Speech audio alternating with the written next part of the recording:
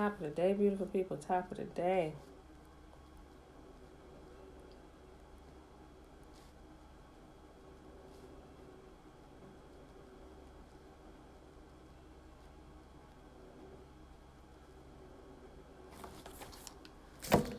Whew.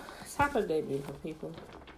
Top of the day, Betwabu. It is Sunday, March the 8th, 2020. We are on day 91. We are in 2 Samuel 7, 8, and 9. Just go ahead and tell the truth this morning. I didn't want to turn loose the bed. Woke up in the middle of the night, get up, go to the bathroom. I'm like, yes, I got an hour left. Lay there, couldn't fall back to sleep. And I was like, I'm going to go ahead and meditate and pray while I lay here. Normally I fall back to sleep if I lay in the bed and do that. So about 5 minutes in, my clock on my phone starts going off. I'm like, what in the world? So I look over at the actual alarm clock on my nightstand. It was like 5:43. But the alarm on my phone is going off. And I'm like, and immediately I got ticked with the kids. More so my 5-year-old Isaiah, because he's always playing with my alarm clock, and I didn't double check it before I went to bed. So my clock on my nightstand is saying like 5:43, but the my cell phone is saying 6:43, and I'm like, so I updated the time on my alarm clock on my nightstand, and I was like, I'm laying back down. I posted a message, going live at 7:30. I was like, I'm gonna give me a few more minutes, right? Then I realized daylight savings time. I'm like, holy crap. It is actually 7 o'clock. So, with that being said, I'm like, yeah, I don't want to get up this morning. I really don't. I just really want to sleep in. So, that's why we are at 7:30. Actually, I have been thinking for a couple of Sundays anyway, just to move the Sunday time to 7:30. So, technically, I'm only a few minutes late today. So, but yeah, I think that's what I'm going to do. Because all during the week, Monday through Friday is 7 a.m.-ish to 7:15-ish. But I figured on Sundays we're going to just do 7:30, period. Give myself a few more minutes of sleep. Most of the time I be up anyway. Can't go back to sleep. So, with that being said, y'all, we're going to go ahead and get started. 2 Samuel 7, 8, and 9. Quit running my mouth. Alicia, y'all. Okay. 7, 8, and 9. This is not that long today. Okay, 2 Samuel chapter 7.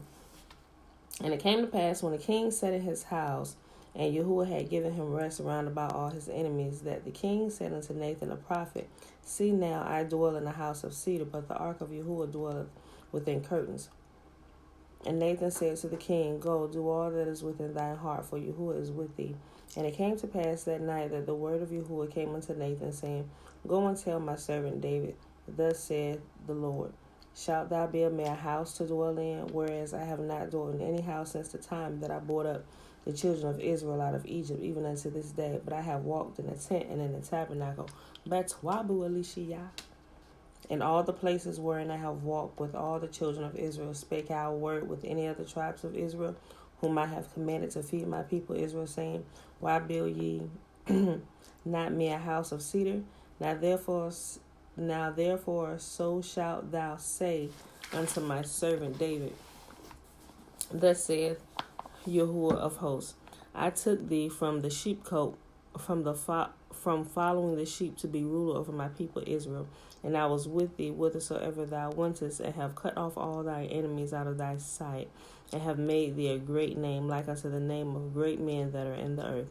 Moreover, I will appoint a place for my people Israel, and I will plant them, that they may dwell in a place of their own, and move no more. Neither shall the children of wickedness afflict them any more, as before time, and as since the time that I commanded judges to be over my people Israel, and have caused thee to rest from all thy enemies. Also Yahuwah telleth thee that he will make thee a house. And when thy days be fulfilled, and thou shalt sleep with thy fathers, I will set up thy seed after thee, which shall proceed out of thy bowels, and I will establish his kingdom. He shall build a house for my name, and I will establish the throne of his kingdom forever. I will be his father, and he shall be my son. If he commit iniquity, I will chasten him with the rod of men, and with the stripes of the children of men. but my mercy shall not depart away from him, as I took it from Saul, whom I put away before thee. And thine house and thy kingdom shall be established forever before thee. Thy throne shall be established forever.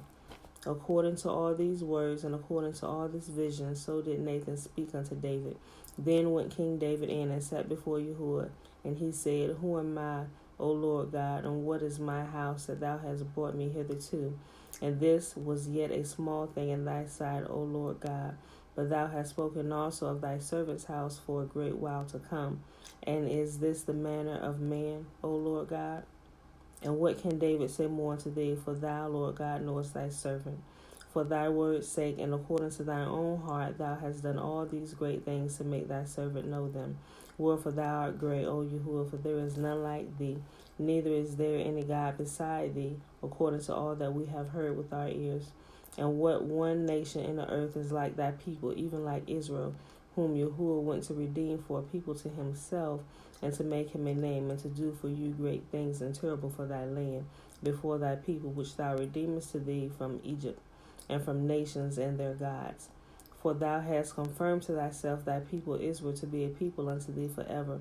For thou, O Yahuwah, art become their God. And now, Yahuwah, the word that thou hast spoken concerning thy servant and concerning his house, establish it forever, and do as thou hast said. And let thy name be magnified forever, saying, The Lord of hosts is God over Israel. And let thy house of thy servant David be established before thee. For thou, O Yahuwah, the God of Israel, hast revealed to thy servant, saying, I will build thee a house. Therefore hath any servant found in his heart to pray this prayer unto thee. And now, O Yahuwah, thou art that God, and thy words be true, and thou hast promised this goodness unto thy servant.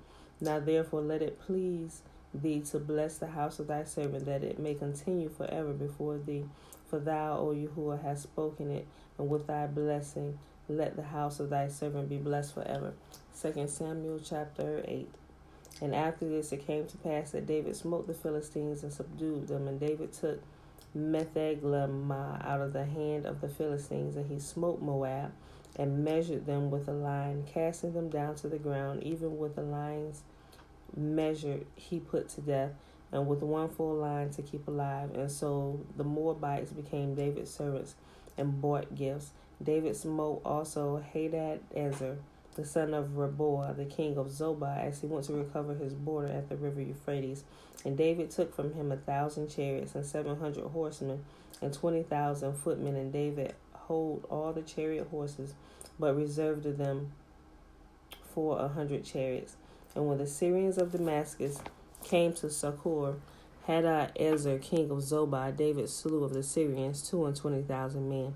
Then David put garrisons in Syria and Damascus, and the Syrians became servants unto David and bought gifts. And Yahuwah preserved David whithersoever he went. And David took shields of gold that were on the servants of Hadadezer, and brought them to Jerusalem, and from Betah and from Berotai, cities of Hadadezer the king. King David took exceeding much brass. When Toi, king of Hamath, heard that David had smitten all the host of Hadadezer, then Toi sent Joram his son unto King David to salute him and to bless him, because he had fought against Hadadezer and smitten him. For Hadadezer had wars with Toi, and Joram brought with him vessels of silver, and vessels of gold, and vessels of brass, which also King David did dedicate unto Yahuwah. With the silver and the gold he had dedicated all nations which he had subdued, of Syria and of Moab, and of the children of Ammon, and of the Philistines, and of Amalek, and of the spoil of Hadadezer, son of Rehob, king of Zobah. And David gat him a name when he returned from smiting the Syrians in the valley of Salt, being 18,000 men. And he put garrisons in Edom throughout all Edom, and they became David's servants. And Yahuwah preserved David whithersoever he went. And David reigned over all of Israel, and David executed judgment and justice unto all his people. And Joab, the son of Zeruiah, was over the host of Jehoshaphat, the son of Ahilud, was a recorder. And Zadok, the son of Ahitub, and Ahimelech, the son of Abithar, were the priests, and Sariah was the scribe. And Benaiah, the son of Jehoiada, was over both Cherethites and the Pelethites, and David's sons were chief rulers. Last chapter for today, 2 Samuel chapter 9. And David said, Is there yet any that is left of the house of Saul, that I may show him kindness for Jonathan's sake? And there was of the house of Saul a servant whose name was Ziba. And when he had called unto him, David the king said unto him, Art thou Ziba? And he said, Thy servant is he. And the king said, Is there not yet any of the house of Saul, that I may show kindness of Yahuwah unto him? And Ziba said unto the king, Jonathan hath yet a son, which is lame on his feet. And the king said unto him, Where is he? And Ziba said unto the king, Behold, he is in the house of Machir, the son of Ammiel, in Lodebar. Then King David sent and fetched him out of the house of Machir, the son of Ammiel, from Lodebar. Now when Mephibosheth, the son of Jonathan, the son of Saul, was come unto David, he fell on his face and did reverence. And David said, Mephibosheth, and he answered, Behold, thy servant. And David said unto him, Fear not, for I will surely show thee kindness for Jonathan thy father's sake, and I will store thee all the land of Saul thy father, and thou shalt eat bread at my table continually. And he bowed himself and said, What is thy servant that thou shouldest look upon such a dead dog as I am? And the king called to Ziba, Saul's servant, and said unto him, I have given unto thy master's son all that pertaineth to Saul and all his house. Thou therefore and thy sons and thy servant shall till the land for him, and thou shalt bring in the fruits, that thy master's son may have food to eat. But Mephibosheth, thy master's son, shall eat bread always at my table. Now Ziba had 15 sons and 20 servants. Then said Ziba unto the king, According to all that my lord the king hath commanded his servant, so shall thy servant do. As for Mephibosheth, said the king, he shall eat at my table as one of the king's sons. And Mephibosheth had a young son whose name was Micah. And all that dwelt in the house of Ziba were servants unto Mephibosheth. So Mephibosheth dwelt in Jerusalem, for he did eat continually at the king's table, and was lame on both of his feet. And that, my beautiful people, was a quick read, and that is our reading for today. That was 2 Samuel 7, 8, and 9. It is Sunday, March the 8th, 2020, day 91. And just a quick update, y'all. I'm at my halfway mark, day 20 of 40, nothing but water, and I am still alive. Yes, I am still alive. Took me a long time to get started on it, but I got started now. It's just, I ain't gonna say downhill from here, but I'm just coasting from here till I get to day 40. So, with that being said, and I shared on the last video, joining. Oh, hey, Alicia, are you joining me today? Okay, girl. Okay. Yep. So, I shared in the video Friday some of the results that I was having. You know, one of the biggest things is weight loss. Yay! But the main reason why I went on it is to regain optimal health and reset my body. You know, so I see some things going on. You know, things. You know, it's happening. You know, so I'm journaling what's happening and everything. So at the end of it, I think I'm going to go over everything that's happened over this whole 40 days with the resetting of my body. And then I'm going to begin to, the most important thing when I come off of it is the actual refeeding of my body, properly, you know, putting nutrition back into it, not eating junk and everything. You know, it's almost like starting over almost, I ain't going to say like a baby, because I got 40 years of stuff within this system here. So but I'll share all that. But I'm going into like another 40 days right after I start this, so like fresh juices, vegetable juice, like green juices and stuff like that. So I'm gonna slowly put the nutrition back into it, and then I'm gonna transition into raw, so eating fresh fruits and veggies, like raw salads and stuff like that, and just making sure, you know, refeeding my body properly, giving it the nutrition and all that stuff. And then, you know, I was vegan anyway, but I'm like a solid vegan when I start. And that, I mean, I say vegan, so it kind of throws some people off, but I'll just say plant-based, you know, which is pretty much the same thing. You know, there's no dairy, no meat, none of that stuff, you know. So, and all my sweets and everything will be made fresh with fresh fruits and veggies. There's so many recipes and everything that they have just for eating plant-based. It's amazing, and they taste amazing, you know. So with that being said, y'all, I'm excited. You know, some days my energy is a little bit low, but For the most part, I'm okay. I had a bit of energy except for today. I don't know, I think it was my thing. I just really wanted to sleep more. I really did. So I didn't really want to get up.